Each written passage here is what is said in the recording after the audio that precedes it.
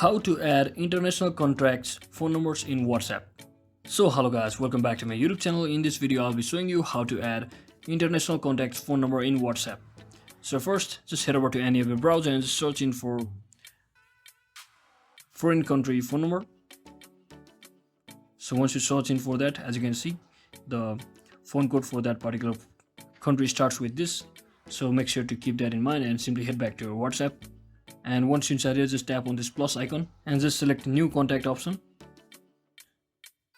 So once you're inside here, now simply change the country code from over here, and let me quickly search in for that country code which we just previously viewed, and now just type in any number from over here.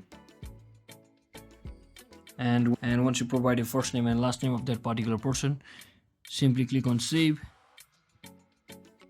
And as you can see, when you search for that particular person, it will be successfully added to your WhatsApp, and you can actually invite them if they don't have an WhatsApp already.